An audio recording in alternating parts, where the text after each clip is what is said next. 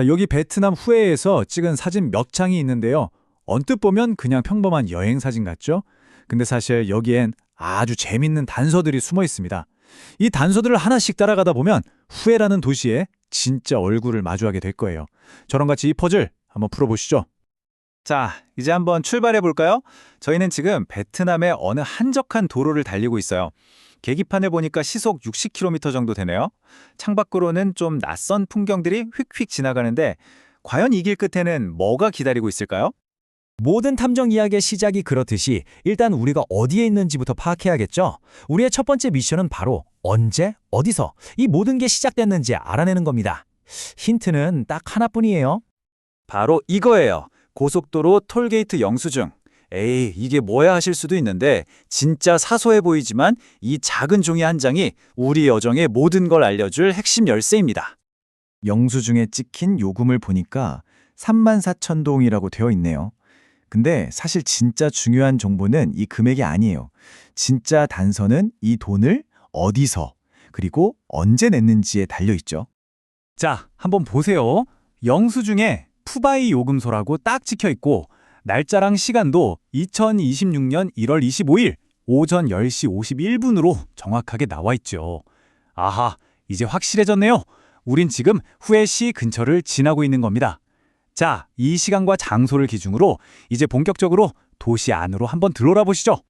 좋아요. 이제 탁 트인 도로를 벗어나서 저 활기 넘치는 도시의 에너지 속으로 한번 들어가 볼게요.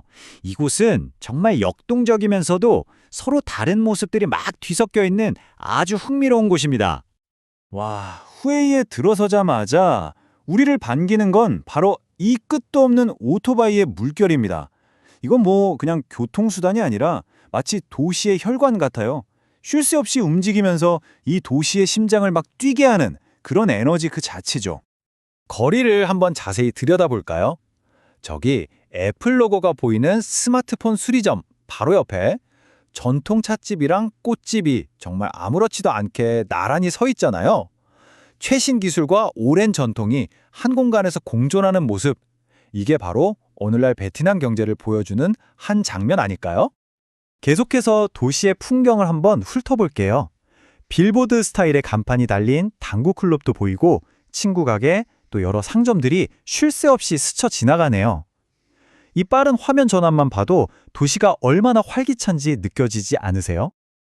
자, 여기서 잠시만 숨을 고르고 이 도시의 핵심 키워드인 대조를 직접적으로 한번 볼게요. 왼쪽 사진엔 고요한 안뜰이랑 섬세한 분재가 있는 전통 가옥이 있죠.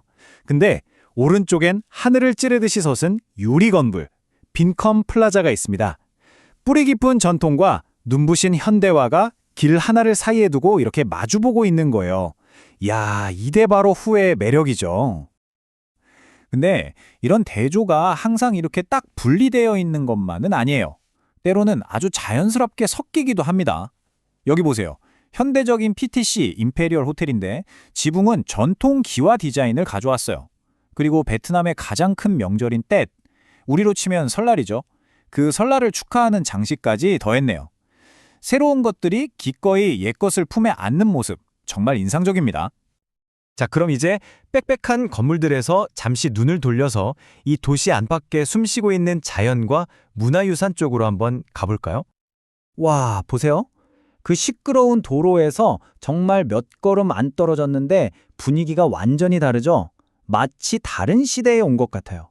저렇게 강가에서 살아가는 사람들의 모습은 아마 수백 년 전이랑 크게 다르지 않을 거예요. 여기선 역사가 박물관에 갇혀 있는 게 아니라 그냥 일상 속에 살아 숨쉬고 있네요. 그리고 길을 가다 보면 이런 압도적인 존재와 마주치게 됩니다. 이 거대한 반얀트리 좀 보세요. 이건 그냥 나무가 아니에요. 살아있는 역사 그 자체고 이 지역의 자연유산을 상징하는 아주 강력한 존재죠. 나무 아래에 있는 이 명판을 좀 더 자세히 볼까요? 깨 지산 베트남, 즉 베트남 유산나무라고 쓰여 있습니다. 이게 무슨 뜻이냐면 이 나무가 그냥 식물이 아니라 나라에서 공식적으로 인정한 문화적인 기념물이라는 의미예요. 이 베트남 유산나무라는 칭호는요, 정말 역사적, 문화적 가치가 어마어마한 나무에만 주어지는 겁니다. 다시 말해서 이 나무는 그냥 오래된 나무가 아니라 이 땅의 모든 역사를 말없이 지켜본 살아있는 증인이나 마찬가지인 거죠. 자, 이제 슬슬 우리 여정도 막바지를 향해 가네요. 분주했던 탐험을 마치고 이제는 조용히 생각할 시간으로 한번 넘어가 보죠. 길게 뻗은 부두 끝에 서니까 이런 광활하고 고요한 풍경이 펼쳐집니다. 그 복잡했던 도시의 소음과 에너지를 전부 뒤로 하고 이 잔잔한 물과 푸른 하늘을 보고 있으니 마음이 차분해지네요. 이 장면은 마치 우리가 지나온 그 모든 복잡한 풍경들 끝에서 쉬는 깊은 한숨 같기도 하고요. 오늘 후에서의 짧은 여행은 우리에게 이런 질문을 던지는 것 같아요. 오래된 전통과 최첨단 기술, 고요한 강가와 정신없는 도로, 이 모든 걸 가진 도시는 과연 어떻게 과거를 끌어안고 미래로 나아가는 걸까요? 아마 이건 비단 후회만의 이야기는 아닐 겁니다. 이렇게 빠르게 변해가는 세상 속 모든 도시가 풀어야 할 숙제겠죠. 여러분, 휴대폰 사진첩 혹시 열어보셨어요? 거기엔 정말 많은 사진이 있잖아요. 근데 무심코 찍어둔 그 사진들을 가만히 들여다보면요, 때로는 하나의 아주 흥미로운 이야기가 숨어 있다는 걸 발견하게 되죠. 오늘은 베트남에서 찍은 사진 몇 장을 가지고 그 안에 숨겨진 하루의 여정을 같이 한번 따라가 볼까 합니다. 자, 바로 여기서부터 시작해 볼게요. 우리 여정의 첫 페이지, 딱 펼쳐진 느낌이죠? 운전석에 앉아서 앞을 한번 보세요. 탁 트인 도로가 베트남의 햇살 아래 끝없이 펼쳐져 있잖아요. 이 풍경이 앞으로 어떤 이야기가 펼쳐질지 정말 기대하게 만드네요. 이렇게 탁 트인 길을 쭉 달리다 보면요, 이제 막연했던 우리 여정에 딱 하고 닻을 내려줄 첫 번째 단서가 등장합니다. 34,000, 진짜 뜬금없죠? 이게 대체 무슨 숫자일까요? 혹시 여행 경비? 아니면 우리가 지금까지 달려온 거리? 이렇게 단서가 없으니까 더 궁금해지는데요. 자, 정답은 바로 이 작은 영수증 안에 있었습니다. 34,000의 정체는 바로 베트남 동으로 낸 고속도로 통행료였네요. 근데 있잖아요, 여기서 진짜 중요한 건 따로 있어요. 바로 날짜랑 시간이죠. 보세요. 2026년 1월 25일 오전 10시 51분. 와, 이 작은 종이 한 장 덕분에 막연했던 여행이 갑자기 아주 구체적인 시공간 위에 딱 자리 잡게 된 거예요.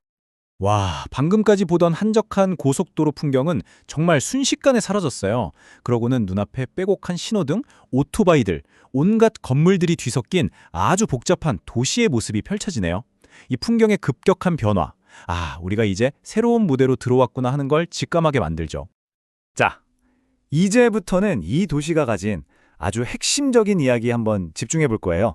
그게 뭐냐면요, 바로 전통과 현대, 그러니까 옛 것과 새 것이 공존하면서 만들어내는 그 독특한 대비, 그 느낌이거든요. 보세요. 이 두 장의 사진이 이 도시의 특징을 그냥 단번에 보여줘요. 놀랍게도 불과 몇 분 사이에 찍힌 사진들이에요. 한쪽은 저렇게 하늘을 찌를 듯한 현대적인 유리 빌딩이고, 다른 한쪽은 세월의 흔적이 고스란히 묻어나는 고풍스러운 집이죠. 과거와 미래가 이렇게 바로 옆에서 숨쉬고 있는 거예요. 근데 더 재미있는 건요, 이런 혼합이 아예 한 건물 안에서도 일어난다는 거예요. 이 현대적인 호텔 건물을 보세요. 입구에는 전통 기와지붕 모양을 딱 얹었죠. 그리고 저기 걸린 장식, 2026년 설날, 그러니까 떼뜰 축하하는 장식이거든요.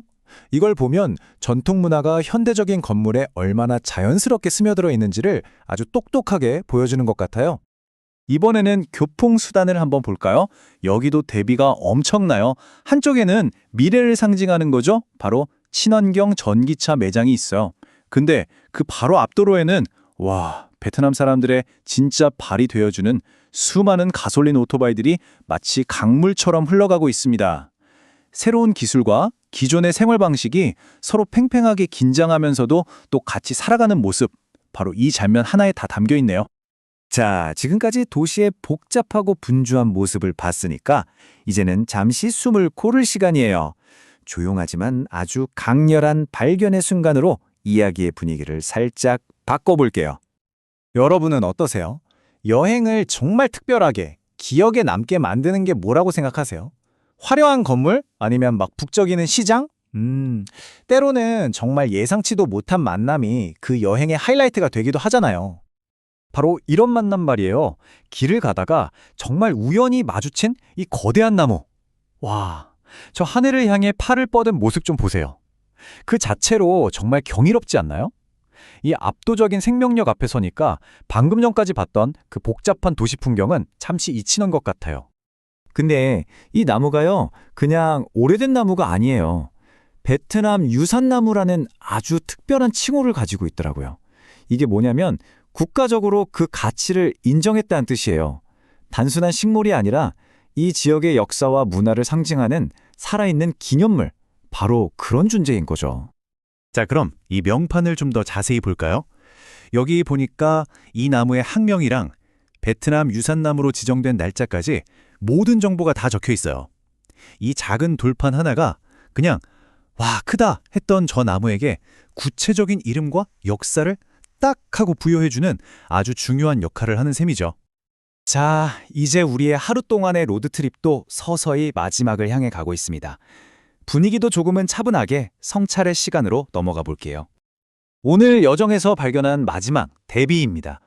한쪽 사진을 보면 생계를 위해서 분주하게 움직이는 삶의 현장이 보이죠. 근데 다른 한쪽은 모든 게 멈춘 것처럼 정말 고요한 부두의 풍경이에요. 이 두 장면이 우리가 오늘 하루 동안 봤던 삶의 여러 다른 속도들을 딱 함축해서 보여주는 것 같지 않으세요?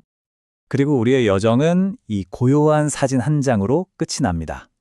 하루 동안 있었던 모든 소음과 움직임들이 이 정적인 풍경 속으로 조용히 스며드는 것 같네요. 여행의 끝에 찍는 아주 평화로운 마침표 같은 사진이에요. 자, 오늘 저희는 그냥 사진 몇 장만 가지고 베트남에서의 하루, 로드트립 이야기를 한번 만들어 봤어요. 어떠셨나요? 어쩌면 여러분의 사진첩 속에도 여러분이 아직 발견하지 못한 정말 흥미로운 이야기가 숨어 있을지도 몰라요. 지금 한번 열어보세요. 여러분의 사진은 어떤 이야기를 들려주고 있나요?